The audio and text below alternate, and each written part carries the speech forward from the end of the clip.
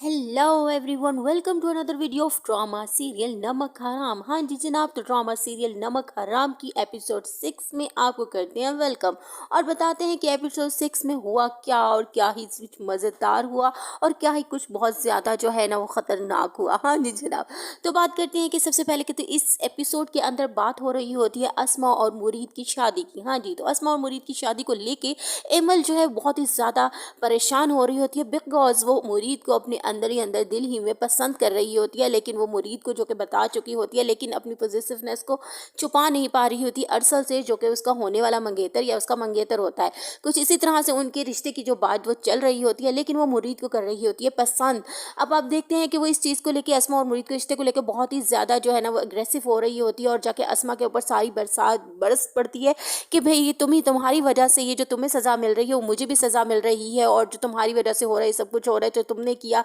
उसकी सज़ा मुझे क्यों मिले। और बहुत ही ज़्यादा अग्रेसिव होती है, बहुत ही कुछ चीखती चिल्लाती है अस्मा के ऊपर, जिससे अस्मा को समझ तो नहीं आ रही होती कि ये सज़ा इसको क्यों मिल रही है बिकॉज, लेकिन वो फिर भी परेशान होकर अपना सारा जो है ना समेट के अपने जेवर शेवर और अपनी जितनी प्रॉपर्टी के डॉक्यूमेंट्स वगैरह उसके पास होते हैं वो सब कुछ लेके जाके मुरीद के पास पहुंच जाती है और उसको कहती है कि ये सब कुछ मुरीद तुम ले लो और यहाँ से चले जाओ, मेरे रिश्ते से इनकार कर दो ताकि मुझे भी थोड़ी सी मुक्ति मिल जाए मेरे घर वालों से। हालांकि वो ये नहीं जानती कि ये नमक हरामों का सरदार जो है वो यहाँ कैसे चला जाएगा बस इतनी सी प्रॉपर्टी लेके। वो तो प्लान कर रहा है, जब उसको मिल रही है पूरा पूरा महल और साथ में महल की रानी मिल रही है तो वो ये प्रॉपर्टी लेके भला क्यों जाएगा, है ना फनी बात, जो कि अस्मा को बिल्कुल समझ नहीं आ रही। हाँ जी जनाब, तो यहाँ पे हमारा मुरीद जो है वो बहुत ही ज़्यादा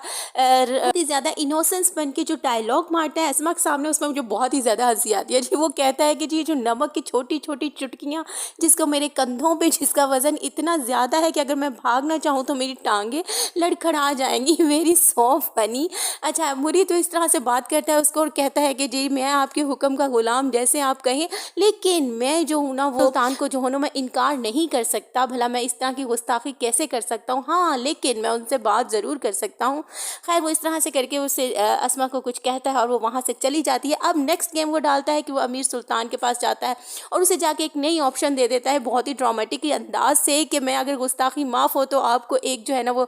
बात करना चाहता हूँ, आपको एक नया मशवरा देना चाहता हूँ कि आप अस्मा की शादी जो है ना वो अरसलान साहब से कर दें। जिसको सुन के जो वो थोड़ा चौंक तो जाता है अमीर सुल्तान, लेकिन उसकी बात मान भी लेता है कि बिकॉज इसे कहते हैं ना कि मुरीद ने पूरे वश में कर रखा है अमीर सुल्तान को। हाँ जी जनाब, अब मुरीद ही है जो पूरी हुक्मरानी कर रहा है उसके दिल के ऊपर, लेकिन उसे अंदर से कहीं ना कहीं डर भी लग रहा होता है कि कहीं मेरे साथ कुछ गलत ना हो जाए बिकॉज, लेकिन नहीं, मुरीद जो है ना अपनी गेम बहुत ही ज़्यादा ज़बरदस्त तरीके से खेल रहा होता है। अच्छा, आप बात करते हैं कि अरसल के रिश्ते की, जो कि उसकी बहन जो है वो टका सा जवाब दे देती है, इनकार कर देती है। वो कहती है कि मैंने एमल का रिश्ता बहुत ही मुश्किल से कबूल किया तो मैं अस्मा को कैसे कबूल कर सकती हूँ, जिसको लेके अमीर सुल्तान बहुत ही ज़्यादा परेशान हो रहा होता है और अपनी बेगम से डिस्कस कर रहा होता है और ऊपर से आ जाती है अस्मा और उसे बहुत ही ज़्यादा बुरा लगता है। वो आती है और थोड़ा सा शाउट करती है कि आपको मेरे रिश्ते के लिए किसी से भीख मांगने की कोई ज़रूरत नहीं है। बस उसके इतना से शाउट करने से अमीर सुल्तान, जिसे दिखाया गया है कि वो पूरी प्रॉपर्टी का मालिक और बहुत ही ज़्यादा स्ट्रिक्ट किस्म का इंसान, मतलब कि बहुत ही जालिम किस्म का इंसान उसको दिखाया गया है जो लोगों को बहुत ज़्यादा जुल्म करता है, वो इतनी से शाउट करने पे उसको बहुत ज़्यादा किस कहते हैं ना